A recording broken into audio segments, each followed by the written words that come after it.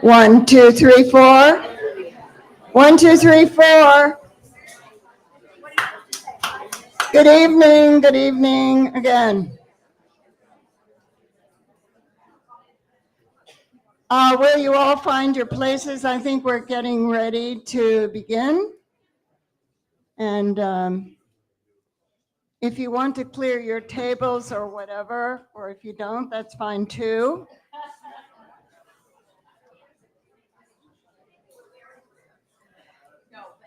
And for those of you who are here the first time, attention please.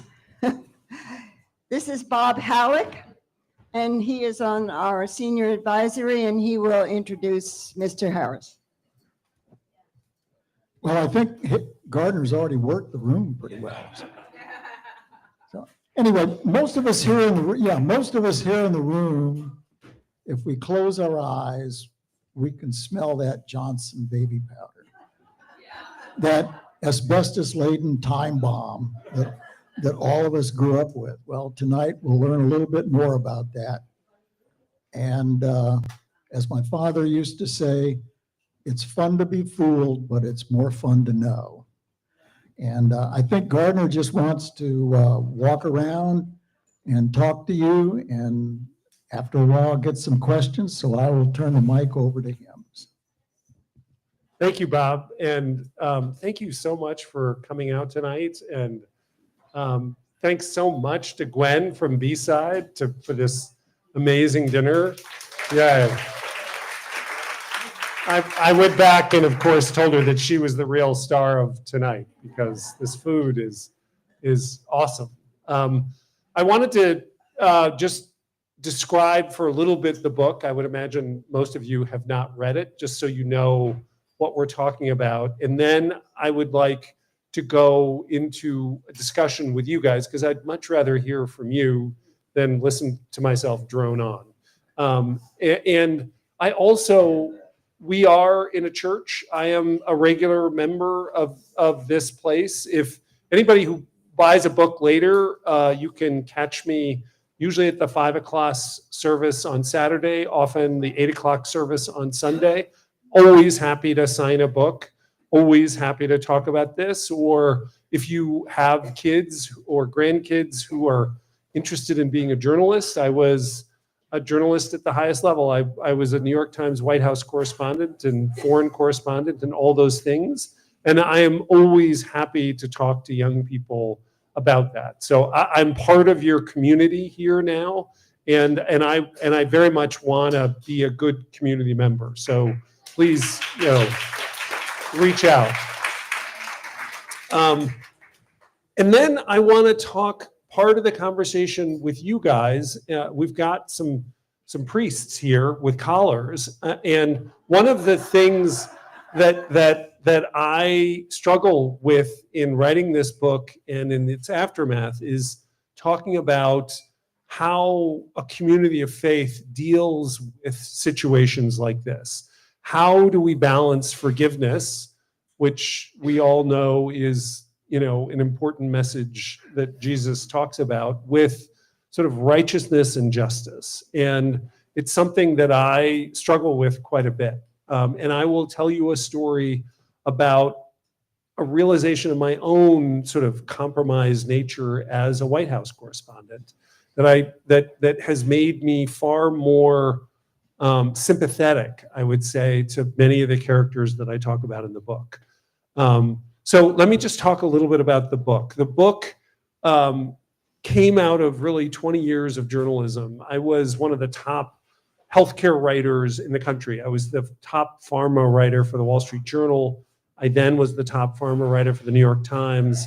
I became the public health reporter for the Times in the Washington Bureau, and wrote about the FDA, NIH, CDC. There's lots of stuff going on with those right now.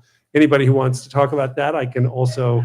I then became a foreign correspondent in India, and I covered a quarter of the world's population: India, Pakistan, Bangladesh, Sri Lanka, Bhutan, Nepal, the Maldives, all those were my countries. I traveled extensively in those places. If you know that India has terrible air pollution, that's because of my stories. I was really the first to highlight that. I know it's actually true.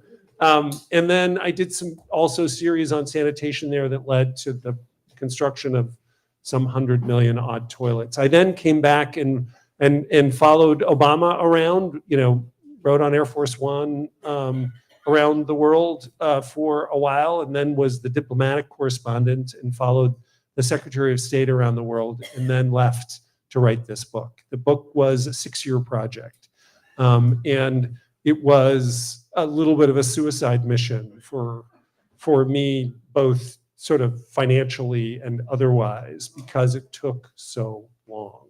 And I decided, I tell a story right at the beginning of the book about meeting a Johnson & Johnson sales rep at Chicago's O'Hare Airport. And I'm sure all of you all have been at that airport. I had like a couple of hour layover, was looking for something to do and saw that there was a March Madness game on a TV at a bar.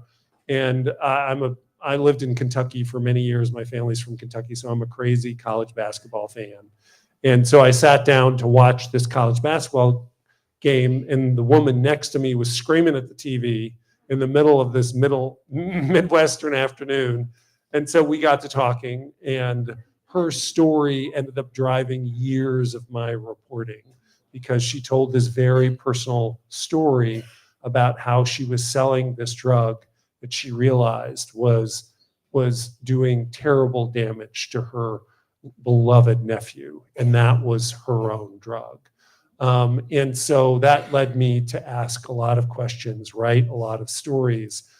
But the thing that really, one of the things that happened to me right around this time as well, was that my own son, who's a UCSD senior, was born around this time, and he was a preemie, and he spent about 4 or 5 days in the NICU unit of a hospital. And I know there's a lot of nurses here, and there's a lot of parents, and you all know that probably the hardest thing is when your child is in trouble. And of course, it's a bizarre feeling when it's your first child and they just arrive in the world, and suddenly someone is banging on the taproot to your soul. Like, it's just, I didn't know that I could feel those feelings.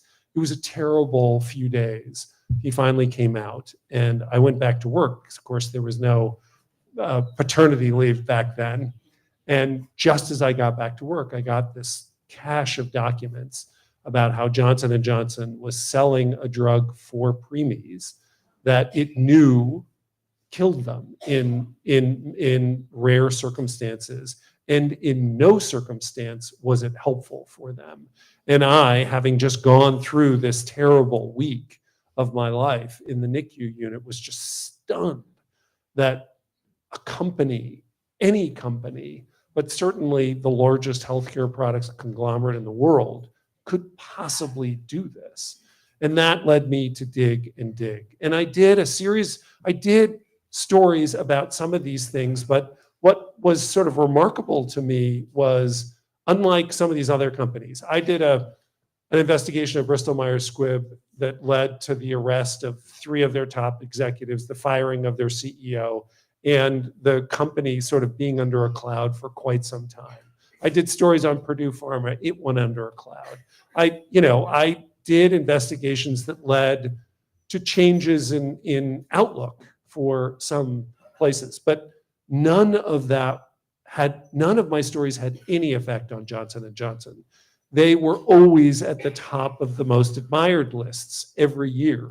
And it's because, as Bob was talking about, they make these baby products, and that's what everyone remembers. And in fact, Johnson's baby powder is probably the most powerful branding tool ever invented, because, as you know, our olfactory part of our brain is right next to the emotional part of our brain. They are linked, which is why when you smell a particular smell, you can feel the emotion, the rush of emotions come into your body.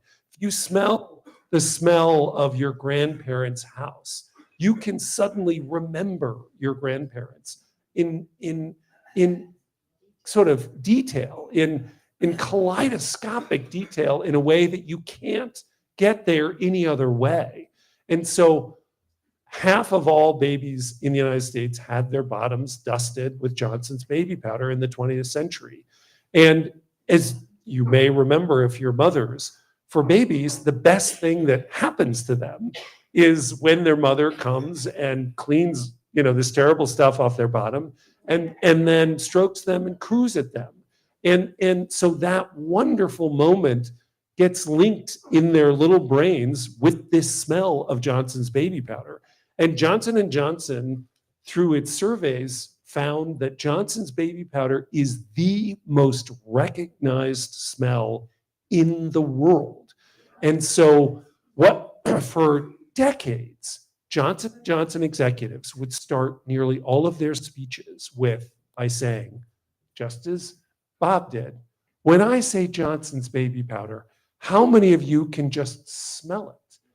And the whole room would light up in almost a hypnotic way. And so, and accept much of the rest of their speech almost at face value. And that became the shield for this company. And basically what happened is that through the 50s and 60s, Johnson & Johnson realized that there was a concerning contaminant in their baby powder, because baby powder is made of talcum powder. Talcum powder is ground up soapstone. Many of you know about soapstone. That you make countertops out of it. You make laboratory equipment out of it because it's really good. It doesn't conduct electricity. It's very good that way. And when you grind it up as talcum powder, it is the finest powder on the planet. And in fact, if you throw talcum powder in the air, it will remain suspended in the air for 2 to 3 hours. So it's this great cosmetic. You may remember if you put it in your fingers, it feels cold almost because the particles are so fine. And the chemical constituents of talcum powder are identical to the chemical constituents of asbestos.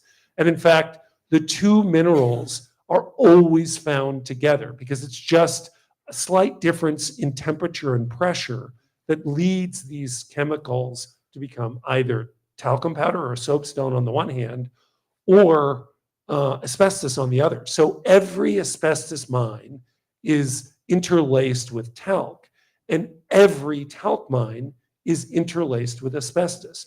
And you can't ever fully separate them.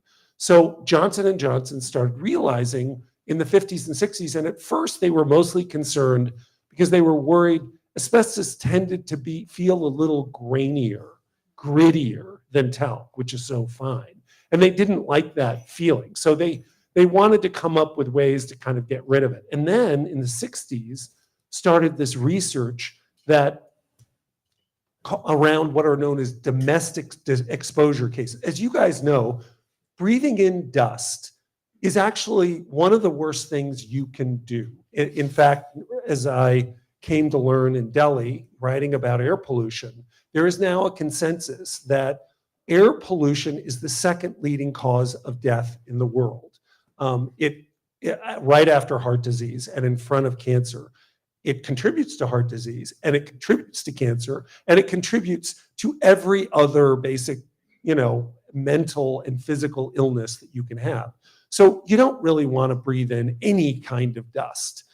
We're sort of just now getting to understand that. But back in the old days, we all knew that particularly bad were industrial exposures. So coal miners, they get black lung, right?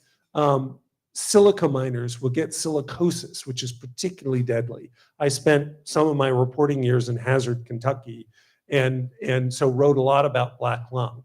But for most of the 19th and 20th century, people thought that only industrial exposures were bad. It was only when you breathed huge amounts of dust that you would get sick. But then in the 1960s, they started diagnosing people with tiny exposures to asbestos with what's known as mesothelioma. Mesothelioma is a cancer of the lining of the lung, and it is only caused by asbestos. And the doctors started seeing women whose only exposure was to asbestos was cleaning their husband's clothing, who were working in shipyards with asbestos. How could a woman whose only exposure to these tiny amounts of asbestos that from it falling off her husband's clothing, how could she get sick? And then they started diagnosing people who lived several miles downwind from asbestos mines. Again, microscopic exposures. And they started realizing that tiny, tiny, tiny amounts of asbestos could kill. And that's when the United States started getting asbestos out of our lives, because most of you, I think, were alive in the 50s and 60s. And yeah. And it back then there wasn't a house, there wasn't a building, there wasn't a ship, there wasn't a car that didn't have asbestos in it. Pure asbestos. If you guys remember The Wizard of Oz, when the snow comes on the poppies, remember when Glenda the Good Witch saves Dorothy by making it snow on the poison poppies? In the film, they used asbestos for that. Yeah. And, my brothers and I cleaned up the basement in our childhood home. And in doing so, we cut all the insulation off the pipes, all asbestos, fell right in our face. There used to be oven mitts, used to be asbestos. And that's because asbestos is this extraordinary mineral that you can actually spin into a cloth. Charlemagne, the great Roman emperor, had an asbestos tablecloth. And that would be cleaned after dinners by chucking it into the fire. And that would burn all the food fibers off of it. And it's fireproof. You would just take it right out of the fire and put it right straight on the table because it wouldn't get hot. So asbestos was this sort of miracle substance. But then they start learning just how dangerous it is. And the FDA starts holding hearings in the late 60s and 70s, because they start getting these test results for talcum powder-based products, including Johnson's baby powder, saying that it contained asbestos. Now, the FDA is a central focus of my book. I was the top FDA reporter in the country for a long time. The FDA comes off very poorly in my book. And in the case of Johnson's baby powder, the FDA basically told Johnson & Johnson, get asbestos out of your product, and then the FDA went away. And Johnson & Johnson didn't give FDA a test of Johnson's baby powder after 1973, ever again. And so Johnson & Johnson basically knew through the 70s and 80s that asbestos was in its baby powder and kept it quiet.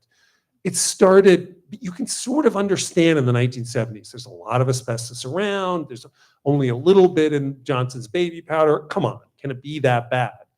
Well, then in 1982, a Harvard scientist does the first epidemiological study where he compares the health outcome of women who use a lot of talcum powder with women who don't.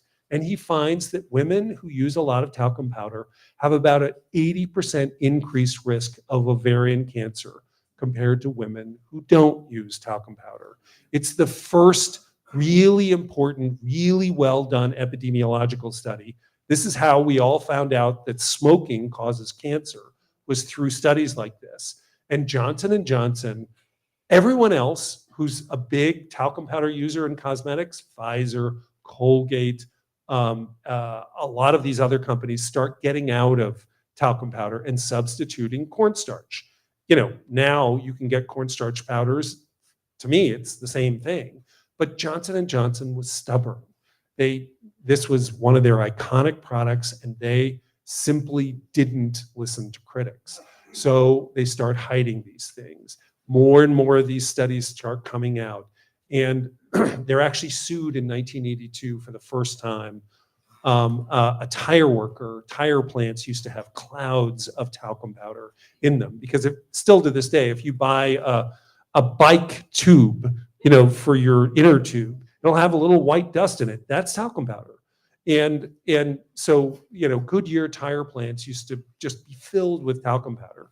And a lot of these workers got mesothelioma, and they sued Johnson & Johnson because Johnson & Johnson had owned all these talcum mines, and they used only some of that talcum powder for Johnson's baby powder. They sold a lot of it, the rest of it, to tire plants. And there was a deposition in 1982 where the scientist went through about 50 different internal documents showing that they knew that there was asbestos in these products. And this was right around the time when the asbestos industry suddenly went bankrupt. It was the largest bankruptcy in American history. Thousands of companies were affected. And no worries, bless you. And Johnson & Johnson was intent on not joining them. So what they did was they settled this case, they came to a secret resolution, and they collected all the documents that this case had brought up, showing that there was asbestos in talcum powders and in Johnson's baby powder. And they shipped all those documents off. Do you remember the first Indiana Jones movie? There's this big warehouse at the end of the Indiana Jones movie where the Ark of the Covenant is stored and lost. That's where those documents went. And for the next 40 years, Johnson & Johnson's lawyers, when sued by thousands of plaintiffs, said that there was not a single document showing asbestos in their products at all. And they got some of the best lawyers, top lawyers in the world. In fact, the New York Times' top First Amendment lawyer works at one of the firms that was behind this clear fraud. And Johnson & Johnson's own executives swore under oath that there was never any evidence of asbestos. And they lied for decades and decades and decades. And that's how we got to where we are. That's how 93,000 women have now sued Johnson & Johnson over baby powder and ovarian cancer. That's not the only story I tell. It is the story that kind of starts bringing Johnson & Johnson from what was one of the most ethical companies in the country to arguably the worst. Because once you start selling contaminated baby powder to mothers and infants, what else are you going to do? And I think a lot of you might know the 1982 Tylenol poisoning case in Chicago. And again, every student at Harvard Business School, at Wharton School, and every other business school and communication school are taught that Johnson & Johnson's response to this crisis is the gold standard. I retell that story. It is not the gold standard. And in fact, just today, a trailer for a Netflix documentary that's coming out in May that I'm featured in about the Tylenol case came out today. And you will be able to see this Netflix documentary. All I can say is what you think you know and what is taught at this very moment in every business school in the country is completely false. And then I tell stories about multiple other products. Another one is EPO in cancer. If you have a family member who died of cancer during the administrations of Bill Clinton or George W. Bush, roughly 1991 through 2007, there's about a 50% chance that Johnson & Johnson either sped their death or caused their death outright. Because they sold EPO. You might remember that Lance Armstrong used EPO to win 7 Tours de France. So people always think of EPO as like an athletic doping thing. In fact, he got cancer, and he got testicular cancer after taking EPO. EPO is Miracle-Gro to tumors, and Johnson & Johnson sold it as a cancer drug. And so half of all cancer patients at the height of its popularity were given EPO. And Johnson & Johnson knew that it would kill them. And estimates are that it killed about 500,000 people, 500,000 Americans. And then I tell the story of Risperdal, which is an antipsychotic. And I tell how Johnson & Johnson successfully used it in dementia and Alzheimer's, even though it knew that it would kill those patients.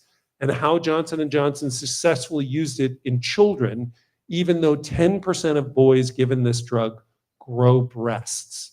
So tens of thousands, I estimate around 60,000 of the most vulnerable boys in the country grew breasts. And when you grow breasts as a boy, they are there forever. You can stop the drug, you will always have breasts unless you have a double mastectomy. And Johnson & Johnson knew that, buried that information, and kept selling it to the nation's most vulnerable boys. I tell the story about Ortho Evra, a birth control patch. You might remember Johnson & Johnson had some very sexy ads where women would sort of pull down their panties and show this kind of wishbone bandage almost. And as many of you know, the dangers of contraceptive patch is one of the great discoveries of all time. And I can tell you a story about how contraceptives essentially created the modern FDA process and the modern drug approval process. It was through the contraceptive patch that we have, stage 1 clinical trials, 2, 3. It's all happened through there. It's because of the contraceptive patch that FDA created expert advisory panels, all that sort of stuff. But that whole process was created because the original contraceptives that started in the 1960s had huge amounts of estrogen in them. And when you have a lot of estrogen, it raises your risks of stroke. So in those early years, a huge number of women, young women, had strokes, were crippled, and died. And so what the FDA basically did over the course of the 70s was to require the estrogen doses to be lowered. So in 1966, you have medium dose estrogen pills. In 72, 73, you end up getting the low dose estrogen pills that we now have that minimize the thromboembolics, the sort of the clotting effects of these drugs while still getting the contraceptive effect. Johnson & Johnson decides to come out with a patch. The problem with the patch technology is it's not very good. So they realize that in order to make sure that women get a minimum amount of estrogen, they're going to have to double the amount of estrogen that a woman gets. Now, at the point that Ortho Evra comes out, the FDA had banned these earlier high-dose estrogen pills. Johnson & Johnson comes out with its patch, which is identical with these high-dose pills, and lies to the FDA about the amount of estrogen that it delivers. And so thousands of young women get strokes and die before the FDA finally figures out what's going on. I also retell the story of the opioid crisis. Many of you know that story. I wrote stories about Purdue Pharma and the Sacklers. Many of you think that Purdue Pharma and the Sacklers were the sole cause of the opioid crisis. In fact, Johnson & Johnson is a much bigger player than Purdue Pharma and the Sacklers. And you have to ask yourself, why don't you know that? Why has this country been told something so different? There's been 3 opioid crises. The first was the prescription opioid crisis, where people died because of the prescriptions their doctors gave them. We're now in the Mexican fentanyl crisis. And there was a middle one. But in that first opioid crisis of prescription abuse, about 10 to 20% of the bodies that showed up in morgues had a Purdue Pharma product in their system. About 60% had a J&J product in their system. Why don't you know that? One of the reasons is that I fucked up.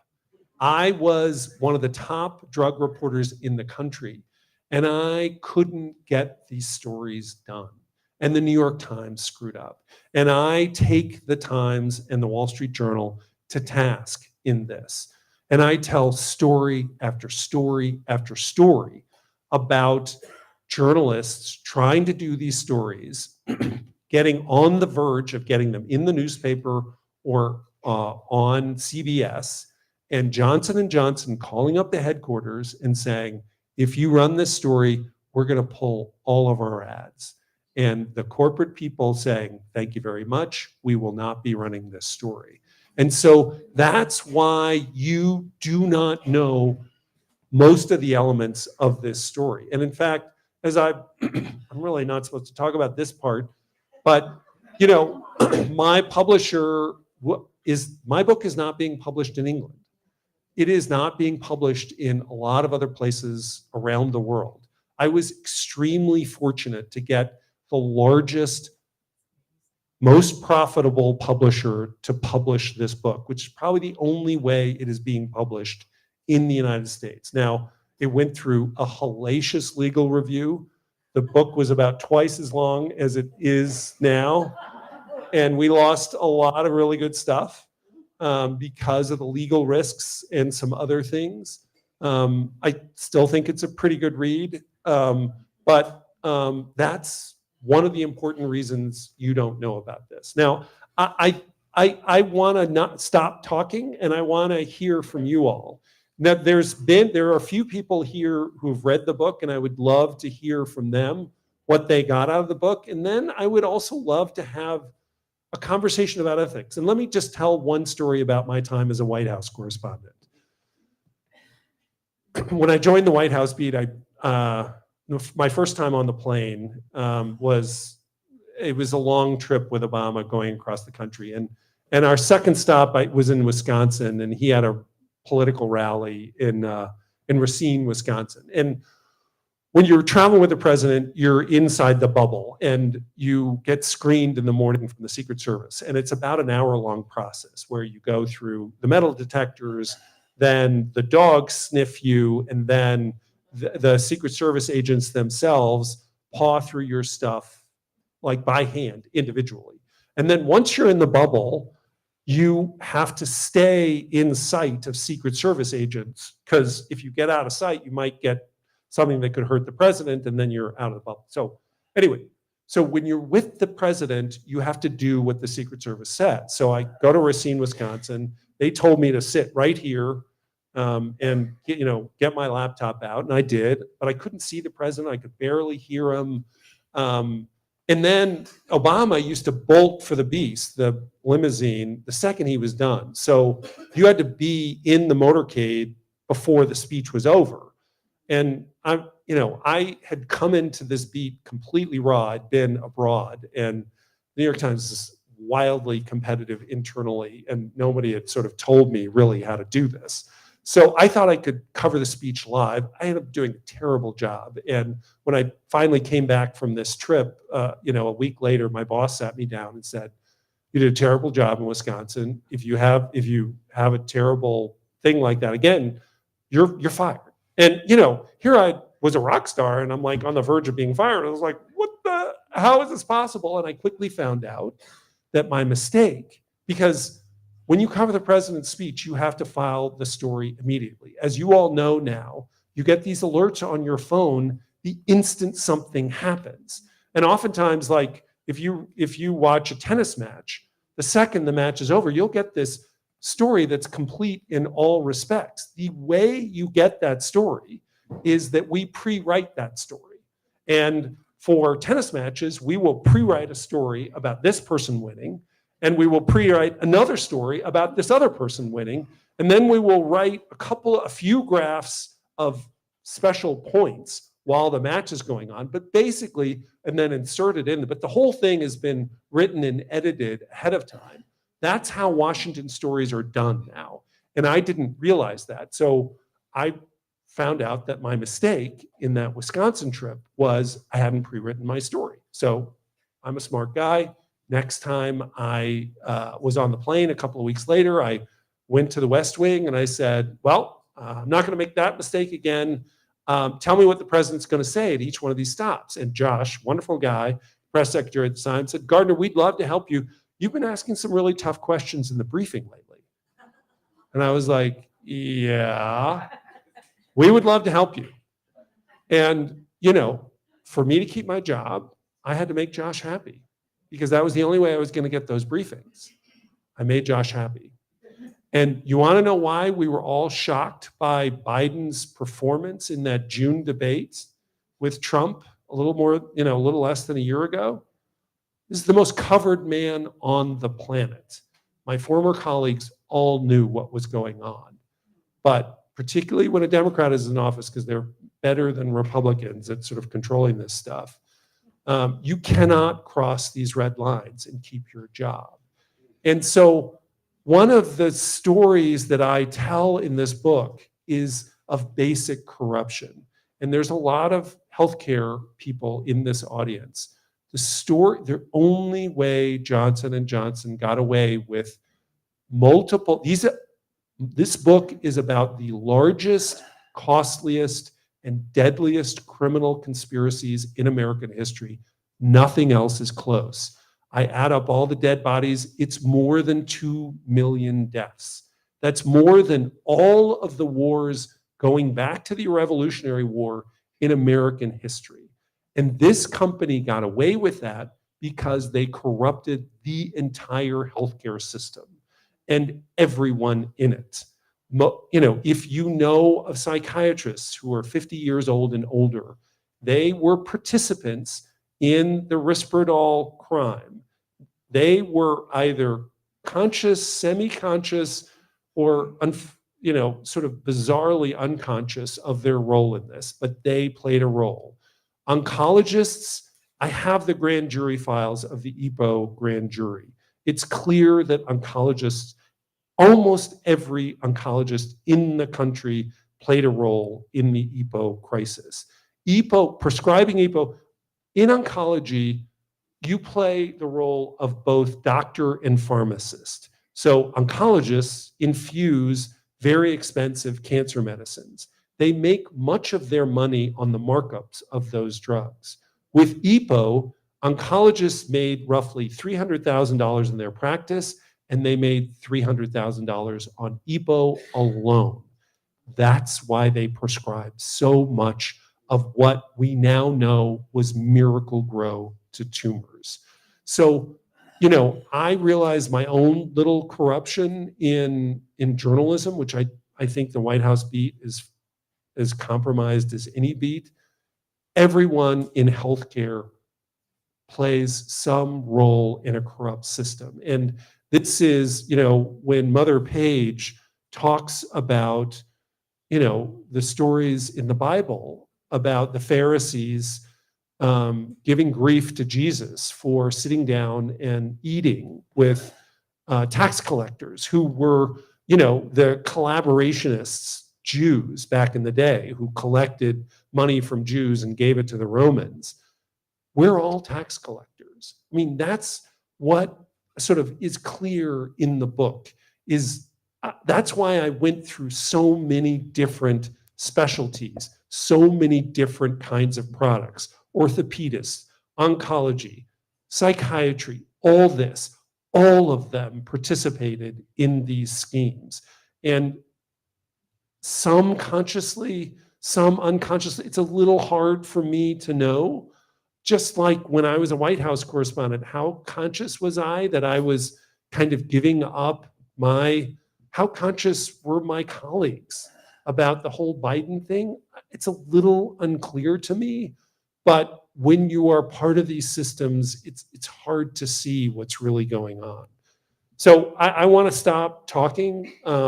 I do feel like the book can give you a little bit of a pathway to protect yourself and your kids and parents from some of the things that will get you, frankly, and it will help teach you that you need to be on your guard, even with people that you think you can trust implicitly. And that is, I think, a really important message, but it's a very dark one. And that's why, having Mother Page, having Mother Susan here to sort of help us through the ethical connotations of that, I think are really important. And it is why I come to church, because I really struggle with that. I struggle with this divide between seeking justice, and this project is really about seeking justice. I want some of these people to, have their names be known for what they did. And I have those names in the book, which is why the legal review of this book was so extensive. I want justice. I also want to be a Christian, and I want to forgive. And I struggle with that balance. And I think I would guess many of you do. And it's why I'm here most Sundays, although I admitted to Mother Page, I skipped this last one, and I feel bad about that. Anyway, she said that it was one of her best sermons ever, and so I'm going to check it out on the 8 o'clock service in particular, she said. So I'm going on YouTube to look at it. But I would love to stop, haranguing you guys, and to hear if there's anyone in the audience who read the book and has some thoughts about it. I would also love to hear from some healthcare professionals, because I think they participate in this system that I really kind of pick apart in this book, and anyone else. So, Bob, do you want to run that? Yeah, who has a question? I can bring you the mic. Okay, Hank? I read the book, and as I was reading it, and as an older person who takes a lot of medication, Well, you here, can hear me. My voice carries. yeah, but Paige can't, she's behind you. Here, why- Yeah. I've been, Okay, now you can hear me more than you want to.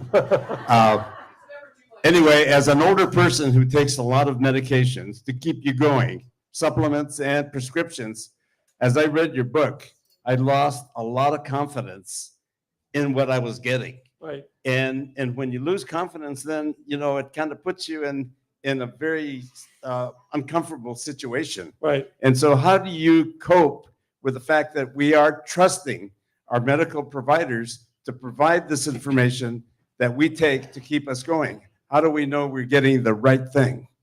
I think that's really hard. Look, I was the public health reporter. I was essentially the pandemic reporter for a long time for the Times before the pandemic, and wrote stories about how I believe that childhood vaccines are very important, and wrote kind of tough stories on the anti-vaccine people like RFK Jr., right, who is now our health secretary.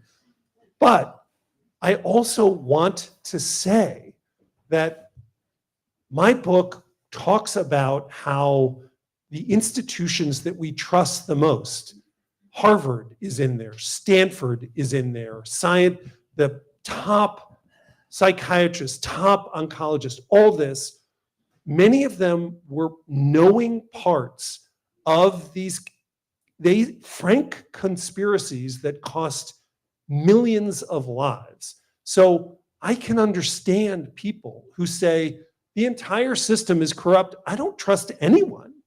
Now, I think that that's a cop-out. I think you've got to kind of do some work, and there are countless therapies that are keeping us all alive and are truly effective, and wonderful people who are trying to do their best. So, I'm not one of those sort of brokenism people that the entire system has to get chucked, but I will tell you, too many doctors take money from pharmaceutical companies. Too many doctors take meals, and they say it doesn't affect their prescribing. It does. They would not be getting the money if the drug companies, who can see every single prescription they write, were not getting those prescriptions returned. Rick was a pharmaceutical sales rep over there, and he can tell you from his experience how effective his work was. And you want your doctor to be, you want your doctor to be a learned intermediary. they are not an intermediary when they're taking money from drug makers, and drug makers to this day spend $2.3 billion annually giving cash to doctors. I just don't understand. Like, I couldn't take a ham sandwich from drug makers, and yet doctors think it's okay somehow to take hundreds of thousands and in a few cases millions of dollars while still treating patients. I think it's a problem. Next question. Oh, here. Hey, Rick, he can talk about all the casualties he brought.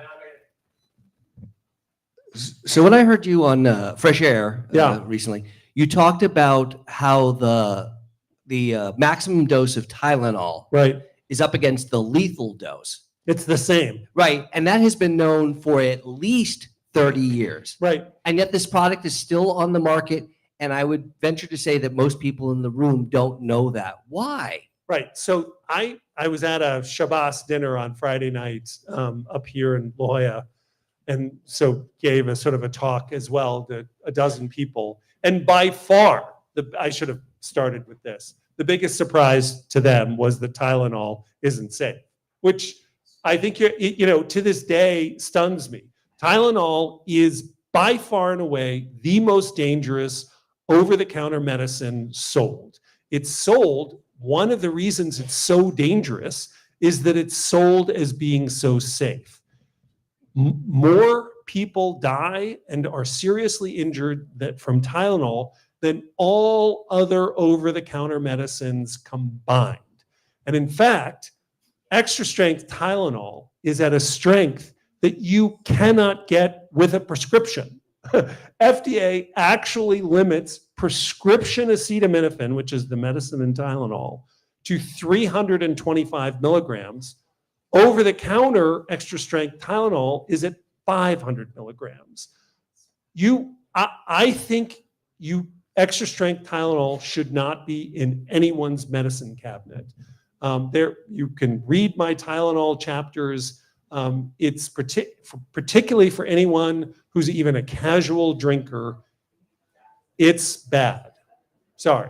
And the FDA's oversight of Tylenol is appalling and atrocious. There have been countless advisory committees, expert advisors, who have told the FDA, your oversight of Tylenol is terrible, you need to fix it, and the FDA has done nothing. And the story I tell about the FDA is that it's become essentially, captive to industry. FDA's budget is almost entirely underwritten by direct payments from big pharmaceutical companies. And FDA's top officials, when they give speeches, talk about the industry as their most important customer. Not you, but industry people. And Tylenol, the history of Tylenol shows that better than almost anything. But other questions, Alice? I wondered if you could give some direction. I know that it is possible to look up a provider's Yes. the amount of money they receive for Yes. various speaking engagements, whether Yeah. they receive research funds Yeah. from drug companies. Maybe you could. Again, I'm going to brag a little bit. All that came out of stories I did for the Times that led the Senate to include in Obamacare what's known as the Physician Payment Sunshine Act. It's hard. You just have to Google essentially the Physician Payment Sunshine Act. And there is a website on HHS where you can look up providers by state across the country and see if they've taken money, and if so, how much. And it's divided by food, speaking engagements, and All those research things. funds. Yeah. So it's divvied out for you. People, the labels are actually a little fraught because it's very difficult to divide marketing payments from research payments. Clinical doctors don't really engage in real research. And if they do, they're generally, like in cancer, they're being paid by the NIH, not by drug makers. A huge number of studies are what are known, Rick knows this, as seeding trials, in which you hire doctors to do studies, but they're not really studies. The science isn't real. It's just a way of funneling money to doctors. How long do you think that HHS website will stay up? It's a really good question. Yeah. Next question, anybody? Oh, and by the way, the same is true with device makers. It's always surprising to me how rare it is that anyone knows the manufacturer of the hip or the knee. Anybody have hips and knees in them? Does anybody know who manufactured your hip and knee? Right. Why not? Orthopedics is actually, I should list the specialties of medicine by corruption. Orthopedics is by far the most corrupt form of medicine. Oncology is next, just in terms of the amount of money. And, orthopedics are routinely consultants for device companies. And so the choice of the device that is in your body is often determined by the amount of money that one company will pay them in order to choose that device. Orthopedics will like to say that it's because they analyze the device, but it's just not true. So, and you should know the manufacturer of the device inside of you, because there are recalls. And again, if you read the book, you will hear about the worst hip implant disaster in American history. And many people never heard that their hip needed to get pulled out of them because their doctor just simply didn't tell them. You need to know this stuff. Sorry. Thank you. I have not yet read the book. Sure. However, Yeah. thank you. Number one, what can we do to advocate for change? Right. Number, why we're here and what can we do about Sure. it? What can we do to make a difference? Yeah. Number two, are there ways to research? We do have Google Scholar, et Yep. cetera. If the FDA is more or less corrupt, is the British Medical Journal any better? Any European Right. agencies? Where do you go to for accurate information to do your homework? So I have a website, GardnerHarris.com. I have all the documents. I have thousands of documents and hundreds of thousands of pages from my endnotes in my book. And I have links to all of them. You can read took me years and years and years to read all this stuff, and you can read that yourself if you want to. I think it's really hard to do a lot of the research, but I think there are trustworthy sources out there. But read the book, you'll see that they managed to defy just about everyone. I personally think, oddly enough, there are some things, the Trump administration is obviously a chaotic mess, and I covered the first Trump administration, and I have plenty of stories about that. But on one thing, they might be hopeful, which is that they do blow things up. And the present FDA commissioner, Macri, RFK actually himself went to the FDA and called them a hand puppet to industry. And so I think that their actions subsequently were just the opposite of that. They ended up firing the entire staff that polices industry marketing efforts and a lot of other things.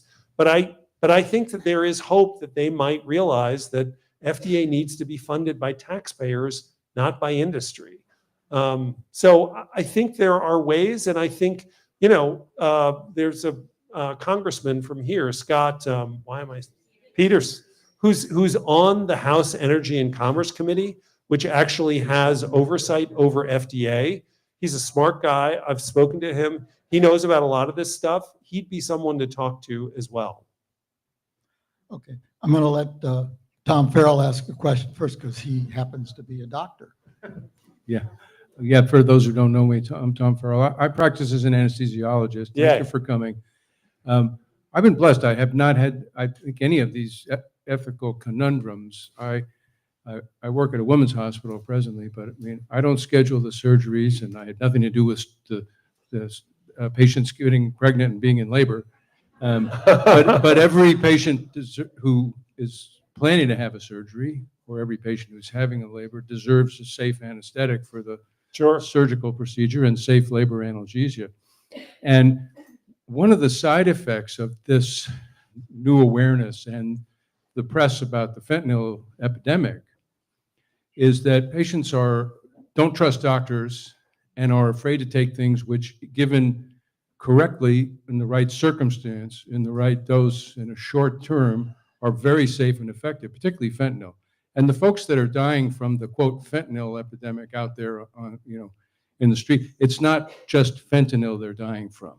And even if it is, it's being administered by themselves or in doses that they can't measure.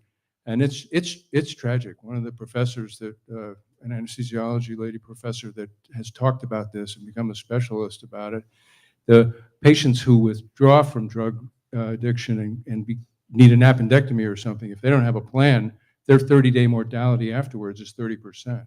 Right. And this doctor lost 2 of her adult sons to fentanyl overdoses. But the fentanyl that we give in the surgical setting is from the pharmaceutical companies. Sure. I open the vial, it's well J&J named, product, actually. and given in the right amount, and the patients are afraid to take it. Yeah. And we've studied it. We did a clinical study at our hospital with our labor epidural recipe because it's so good. Yeah. And we studied 800 patients, but it took a year and a half. My recruitment rate for the patients for this was probably about 25% because the patients are afraid of that. And I would be like, we're studying it because we think it's better, and I'd give it to my wife or daughter-in-law. But the suspicion seems to be well founded. But what's happening is people are declining things that would help them. Well, the loss of trust is real. On fentanyl in particular, it's actually Johnson & Johnson originally invented it. It is a good drug, but they sold a patch for many years called Duragesic, and they sold it as non-addicting, as a non-addicting alternative to OxyContin, when in fact it is 75 times more addicting than the medicine in OxyContin. And unfortunately, doctors around the country prescribed way too much of this stuff to wildly inappropriate patients. And another story I tell is McKinsey, the famous management consulting firm. Johnson & Johnson consulted them, and Johnson & Johnson said, the way to boost sales of Duragesic is to target men in their 40s with minor back pain who are most likely to become addicted. Because once you get someone addicted, they are much more likely to be return customers. So yeah, there's a lot of loss of trust here, but there's a really good reason for that loss of trust. Do you see in the process, you mentioned thousands and thousands of documents, do you see AI transforming your profession? I do. all? I do. It's a little frightening for me, I have to say, because I am one of those careful people who feels like you got to read every single one. But I'm also a consultant. I ghostwrite, and I use these things now all the time to do kind of a first draft. And they are incredibly good, and they're incredibly effective. And look, in the baby powder litigation, it's this fascinating case study. The Johnson & Johnson tried to go take all of their cases into bankruptcy so that they could put a cap on their liability forever. Because in bankruptcy, you can sort of create a trust, and because the problem with asbestos is it has this 30 to 40 year latency period, so that women who use baby powder as recently as 2018, if they get cancer in 2048, they can sue Johnson & Johnson, right? Because it's 30, 40 years later. And so Johnson & Johnson, afraid of that, went into bankruptcy. But they needed 75% of the plaintiffs to vote for bankruptcy. So they essentially created their own cases. They got these plaintiffs' attorneys to sort of work for them. And these plaintiffs' attorneys spent huge amounts of money on social media trying to get as many patients as possible. The only way those attorneys looked at the documents they got was through AI programs. They never actually talked to any of their clients. And the only way they communicated back with their clients was through texted videos. The whole thing is like AI is transforming everything. It's transforming the law, it's transforming journalism, and it's coming for us. You know, I mean, it is Okay. amazing. Next question. Huh? Hi there. So you had indicated right there in recently as 2018. So what happened with the asbestos in the baby powder? Has it been phased out? Was there an abrupt stop? Question number one. Question number two, has anyone or any groups pursued Johnson & Johnson so far as shareholder engagement through corporate boards and filing proxies? Thanks for those questions. So what happened was that there was and then Johnson & Johnson hid these documents forever. But they got sued, and this company beside them that they worked with got sued by a woman whose father actually worked in a lab testing talcum powder. And she got mesothelioma, and she sued saying, I got mesothelioma because I went to my father's lab. They then responded by saying, we never had any asbestos in any of our products, dismissing the lawsuit as they had all the others. She then deposed her own father, who said, actually, there are thousands of these documents that you've been hiding forever. So this led suddenly to this discovery of this whole cache of documents that have been sitting in that Indiana Jones warehouse for 40 years. Those documents start coming out. The first lawsuit that used those documents was known as the Ingham trial in St. Louis, 22 women with ovarian cancer. The jury came back with a verdict, $4.7 billion against Johnson & Johnson. Now, as you know, Johnson & Johnson appealed. Judges brought that down, but Johnson & Johnson eventually had to pay that attorney $2.5 billion. And when the Supreme Court turned down their final appeal, with the interest accruing at $400,000 a day, okay? So FDA hears about these documents, and FDA has not tested Johnson's baby powder since 1973. Finally, someone at the FDA says, maybe we should test. They test. Lo and behold, they find asbestos in Johnson's baby powder. Now, they sat on the results for 4 days to give Johnson & Johnson time to put together their defense. And in these secret meetings in Johnson & Johnson, I actually have all these secret documents that I shouldn't have. They are talking about coercion, blackmail. Somebody actually deposed the women who took all these notes. When you talked about coercion and blackmail, what were you talking about? This is only a few months later. She said, I can't recall. I can't recall. I can't recall. Anyway, finally, FDA announces this. Johnson & Johnson claims FDA got this all wrong. But within a year, Johnson & Johnson withdraws or stops selling talc-based baby powder in the United States and Canada, and then 2 years later, stops selling it in the rest of the world. Now, you can still go on Amazon, and I actually have a bottle in my office of talc-based baby powder. Just, yeah, I won't open, and I tell everyone, don't open that bottle. But you can go online, and to this day, you can buy a bottle of talc-based baby powder from Johnson & Johnson. There are still supplies out there. They never withdrew it. They just stopped making it. But it's still out there. It's still going on. And this last bankruptcy filing was dismissed just 2 weeks ago in Houston. So the lawsuits are now finally starting up again, because when you do bankruptcy, all lawsuits are stopped.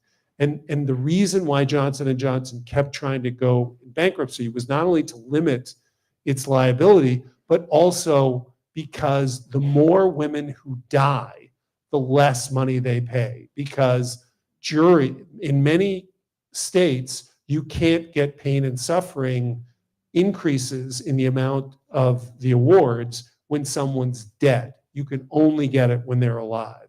So Johnson & Johnson managed to wade out tens of thousands of the plaintiffs because they died.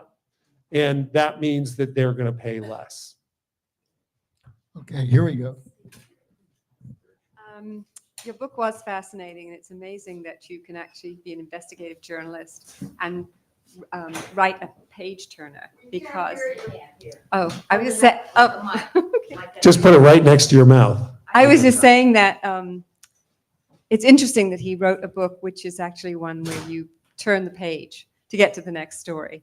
You That's nice of mentioned you. earlier that the book is not being published in Britain, and yet you mentioned England as having talc factories or mines. Sure. You also talk about the Italian Asbestos. mines, Yep. the asbestos. Yeah.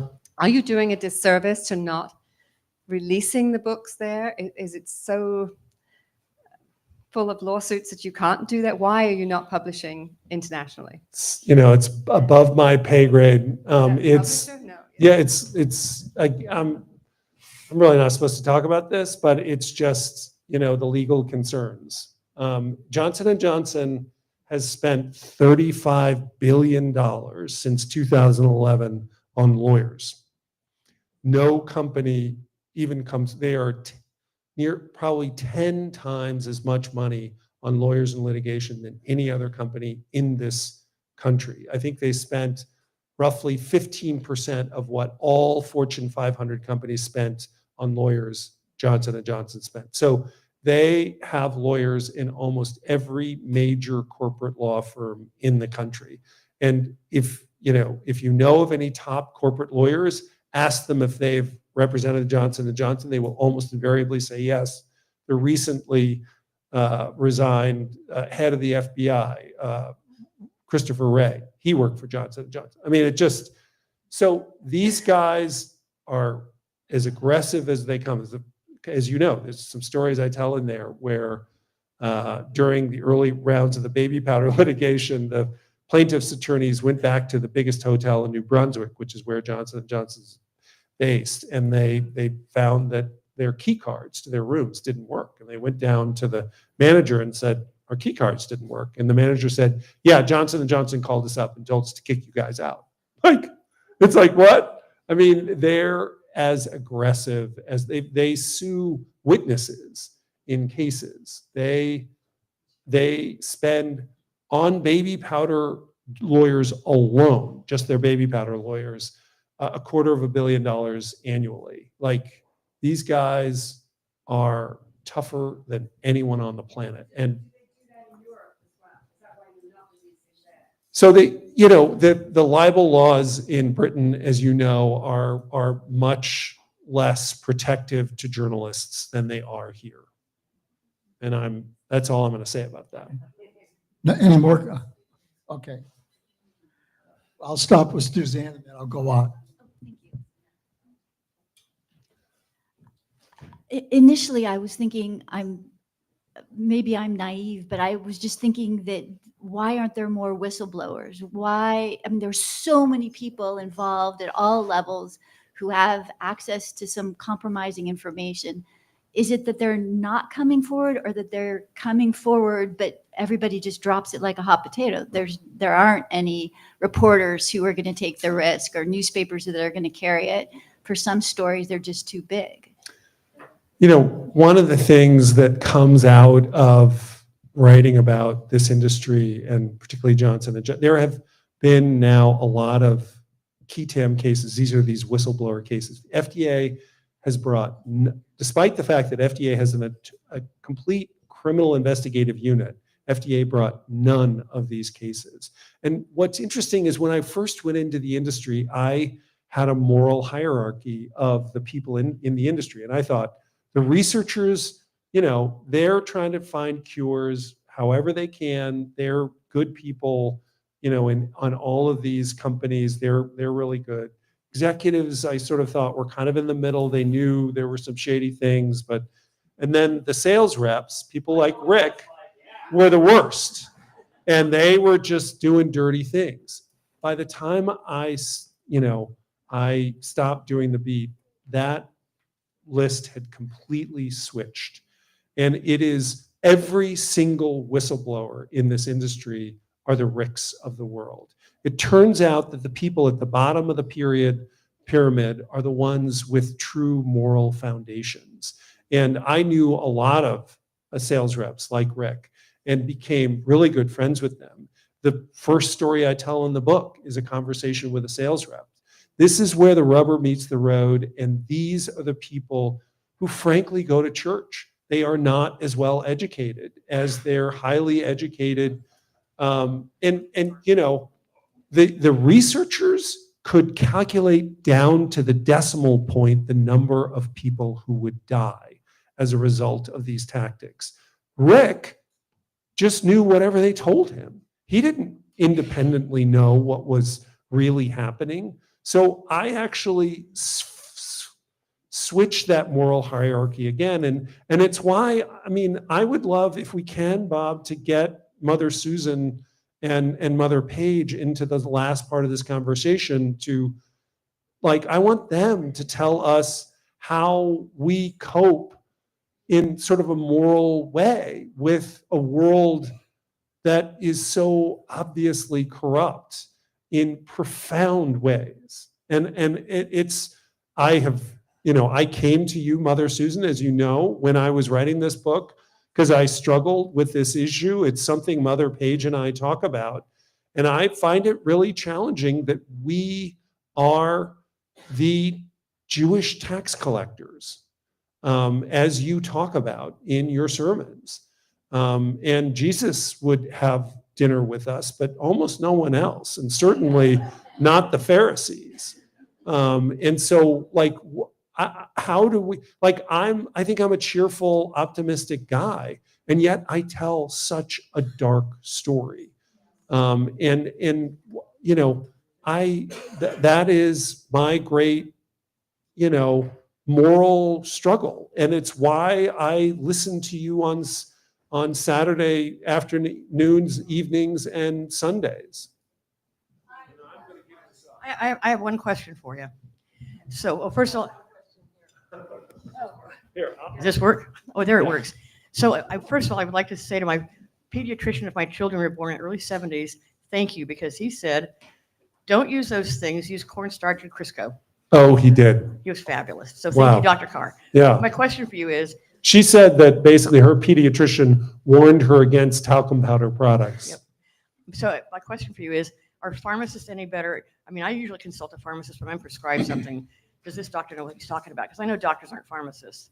So Dr. Farrell, let me just say one thing about side effects of drugs. When you are a doctor, and this is not really true of anesthesiologists, but most GPs, the great frustration you have is that half of your prescriptions are never filled. That's just a fact of the matter. And this is true of incredibly helpful medicines. For instance, if you have a patient who's a diabetic, they need these drugs. These drugs are life-saving drugs, and yet half of your prescriptions are never filled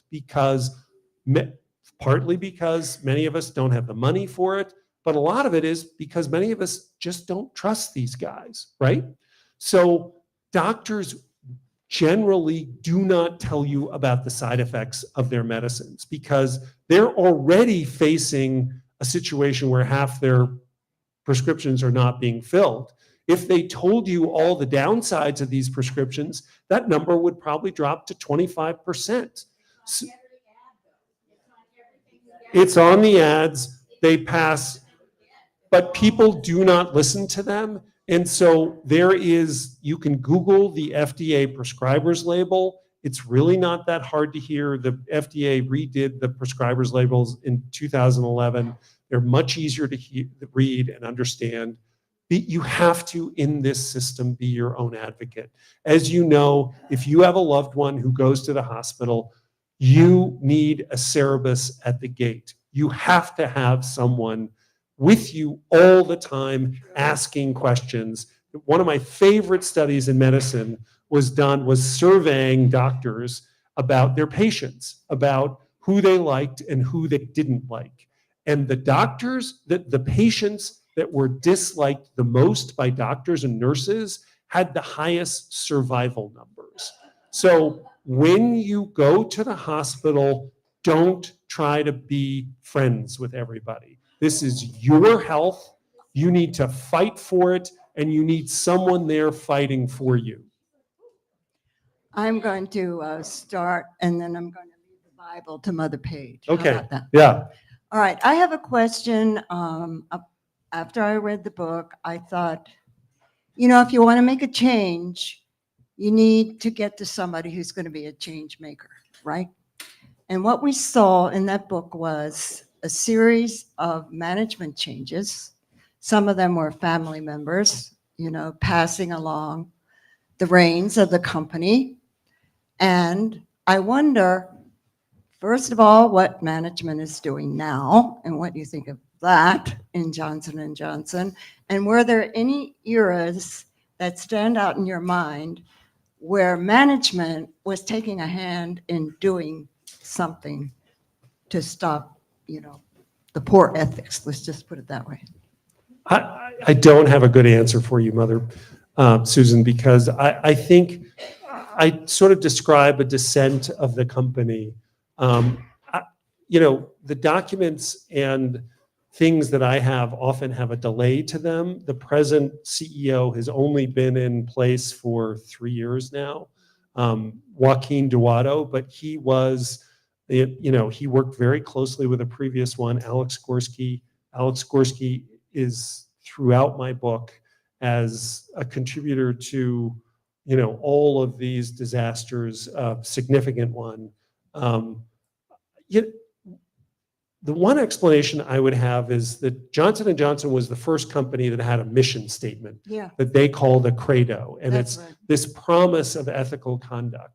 And I think it led people within the company, and Rick can help me here, Johnson & Johnson was sort of unique in the industry, that they sort of thought they were better than everybody. And I think that led them to sort of accept really unethical conduct as okay because the overall company was so ethical. And I think you need some humility in both management and in companies, that you just understand that you're not the most ethical. You're going to struggle a little bit because, as we all know, there is a profit motive. The profit motive is different from protecting people, and you want to try to make a balance and understand that that balance is not always perfect. And somehow Johnson & Johnson's shields led them really into dark places. But I want to give this now to Mother Page. This is Paige impromptu, so I'll do my best. Two things are coming to mind, and one is a refrain that I've been preaching a lot in the last several months. Some of you have heard this a few times. Wishing we lived in a different time, a time that might have been simpler or easier or tidier or you name it. But we live in the time we live right now. And I believe, as much as we might wish to live in a less complicated time, wouldn't that be nice? That God needs us living in this time right now. It is not a mistake that we are here right now, in this place in history, in these complicated, messy, hard, challenging times. God has a role for each of us to play in this complicated time. The other thing that's coming to mind is, along with that, I'm thinking about this fellow we hear about in Advent, John the Baptist. You know, the one that they put on the greeting cards, "Happy holidays, you brood of vipers." That guy. So at one point, John the Baptist is out baptizing, because that's what he does. And he's got people coming to him from Jerusalem and the whole Judean countryside. And there are all kinds of folk coming, including a bunch of tax collectors and soldiers and a whole bunch of other folk. And he's asking them to repent. He's asking them to transform their lives. And they say, well, what about us? What should we do? And he says, if you're a tax collector, take only what you're supposed to take. Take only what you're meant to take, because those tax collectors often took a lot extra and kept it for themselves. Part of the reason they didn't have a lot of fans. So he's just do the part you're supposed to do it fairly. And he said to the soldiers, if you're a soldier, don't abuse your power. Do your soldiering justly and fairly. Like whatever it is you're doing, whatever your call is in this world where God has put you right now in this place in history, whatever that skill set is, whatever your role, whatever your job, whatever your relationships are, do that with integrity and love and mercy and grace. Do that fairly. Do that justly. And I think it can feel really overwhelming, especially for we Americans who've had the blessing of being here, or people who are newer Americans or friends from other countries who are living here. We have a blessing of being here, but we also know that's a complicated reality. You know, we get in our cars, we drive around, we get in an airplane, we fly here and there. We know that this is doing things to the planet, right? We struggle with all the complexities of the benefits of the life we experience. And I think what we need to do is pick the part we can do and do it well. The one part of this complicated, messed up world that God's entrusted to you, be there with love. Do the part that you do justly and with love. Use your voice when you can in the place where you find yourself to speak truth and shine the light. Because we can't, not one of us can tackle all of it. Not one of us can tackle all of it. But each of us can do our part of it. And God clearly needs us to do that right now in this time. That's all I got.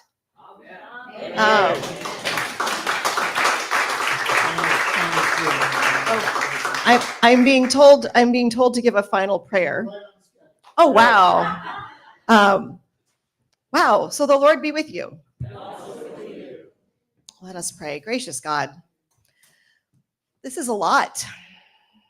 This is a lot. But we know that you are with us.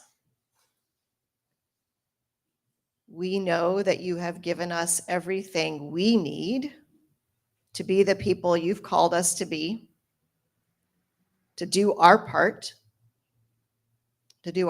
of working for justice and peace, for truth, and ultimately for love. And so we give you thanks. We give you thanks for this time, for Gardiner's part on this journey, for his willingness to step out and do this hard work, and his willingness to share that with us tonight.